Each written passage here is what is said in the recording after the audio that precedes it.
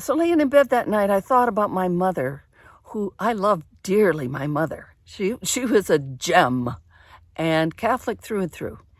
And when she was young, I don't know, that's all I know, they practiced what they called tipping tables. And it was, in the late 19th century and early 20th, there was a spiritualist movement where people would communicate. They would get into a meditative state and communicate with non-corporeal beings, obviously intelligent, okay, obviously tuned in to what was going on. So what this method she and her friends, they put their hands on a card table, one of those very lightweight tables. I mean, it's not that light. And four of them sitting around, and they would ask a question, and they'd say something like 1 rap for yes and 2 for no. And they ask questions of divinely benign beings. They asked for loving beings. And the table would rise up and come down, and their hands were all on it, and there was no fraud. Okay? So she told me about that, and I've read about a lot of stuff like that. And it's like, yeah, okay. They were more open to it then. It's like a different culture. And she stopped doing it because, the Catholic Church definitely frowned on that. So I thought to myself, hey, something? She was at the brink of something of the spirit world that's beyond her ordinary understanding. And she decided, no, I'm not going to open that door. And that was perfect for her. She, she was a devout Catholic. I'll probably, along the lines, tell you some funny stories about her. But back to laying in bed and getting the idea, I can either open this door. It appears that there is a connection with spirit here. It appears that God has answered me. It appears that God is speaking to me. I'm going to listen.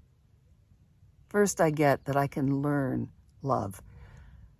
That's an improvement on what I saw in the New Testament and in the church. That's an improvement. Thank God for that. And then my mind opened, and then I heard my name called in the middle of Stonehenge, and it felt like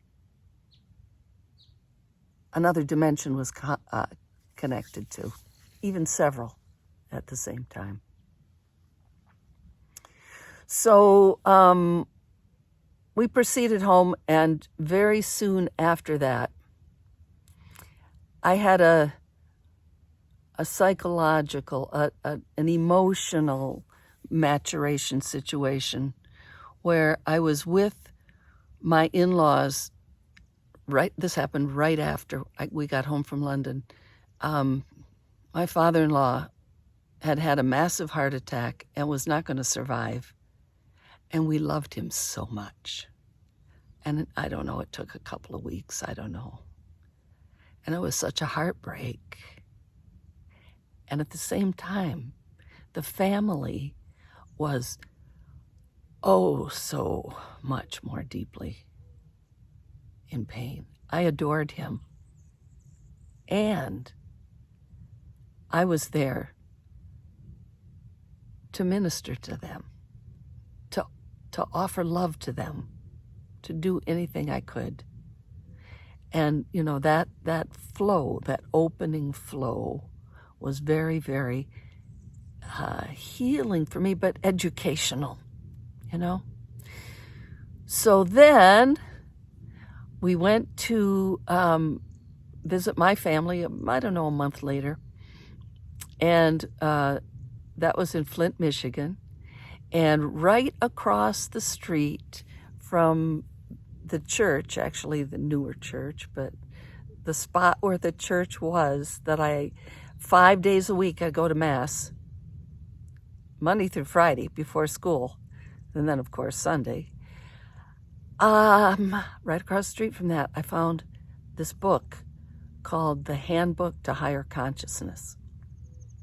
And it has a lot in common with A Course in Miracles, and it prepared me for the Course.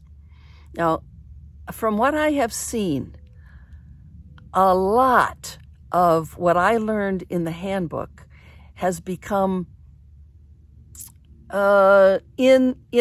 in the culture, in the spiritual culture. If anybody is a spiritual seeker, they have heard of these things at least, right? So it prepared me. I don't think you need to do the handbook. I would like to help you understand A Course in Miracles. So I'll just kind of bring you up to date with how did I get into the Course and when did that happen. So I practiced, it's called the Living Love Method or the Living Love Way, and it was wonderful. And there was community. It was self-responsibility. It was learning love. It's actually, living love is what they call it. I loved those days. That the community of people who were choosing to learn how to love, how to learn how to reprogram the mind, reprogram the biocomputer is the way they put it. We did it. I mean, you can do it, you know? It's like it's done with words primarily, but it's done with the will, with the movement of your mind to your being. So that's what Living Love was like. And after a certain point in 1980, I took a workshop called the Loving Relationships Training that was so incredible.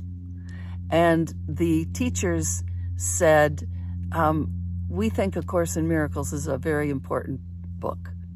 I went out and got it. Talk to you later.